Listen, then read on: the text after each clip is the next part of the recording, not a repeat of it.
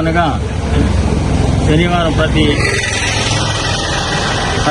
నెలలోనూ మరి 3వ శనివారం నాడు మరి సెంట్రల్ గవర్నమెంట్ వారు ప్రవేశపెట్టినటువంటి స్వచ్ఛాంధ్ర స్వర్ణాంధ్ర కార్యక్రమాన్ని బాపట్ల పురపాలక సంఘం తరఫున మరి ఈ రోజున పేట నందు నిర్వహించడం జరిగింది. ఈ కార్యక్రమంలో మరి మనం పచ్చగా పరిశుభ్రంగా మరి మన పరిసరాలన్నీ కూడా జాగ్రత్తగా చూసుకోవాల్సినటువంటి బాధ్యత మనకెంతో ఉన్నది.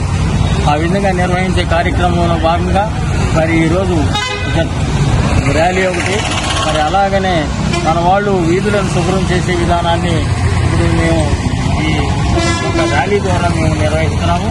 కావున ఈ కార్యక్రమాన్ని అందరూ సద్వినియోగం చేసుకోవాల్సిందిగా పట్టణ ప్రజలను కోరడం జరిగింది. ఇప్పుడు మన టీడీపీ నాయకులు ఆంధ్రే గారు ఈ యొక్క ర్యాలీని గురించి 2 మాటలు చెప్తారు.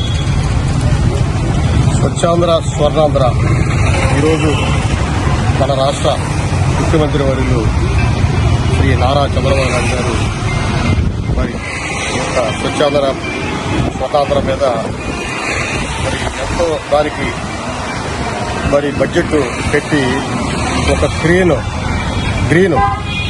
రాష్ట్రంగా, క్లీన్ అండ్ గ్రీన్ రాష్ట్రంగా మరి ఆయన ఛాయశక్తుల కృషి చేస్తున్నాడు.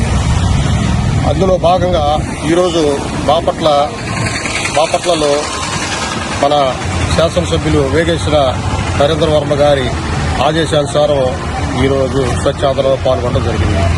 మరి మన ఎమ్మెల్యే గారు కూడా మరి బాపట్లని అభివృద్ధి పదవిలోకి ముందుగా నడిపించడం జరుగుతుంది.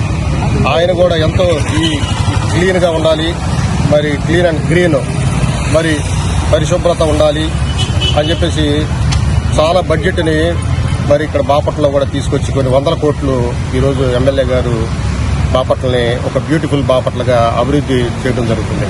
దానిలో భాగంగానే మన బాపట్లలో ఉన్న బీచ్ కూడా మరి సుమారుగా 100 కోట్లు వెచ్చించి అదొక మరి గోవా బీచ్ లాగా తయారు చేయడం జరుగుతుంది.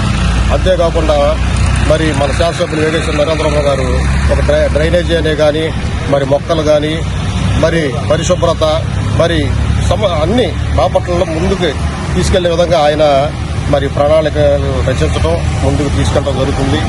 మరి ఒక మంచి బాపట్ల అభివృద్ధి పరచడంలో మరి యొక్క స్వచ్ఛాంధ్ర స్వర్ణాంధ్ర కూడా మనకి ఉపయోగపడుతుందని తెలియజేస్తూ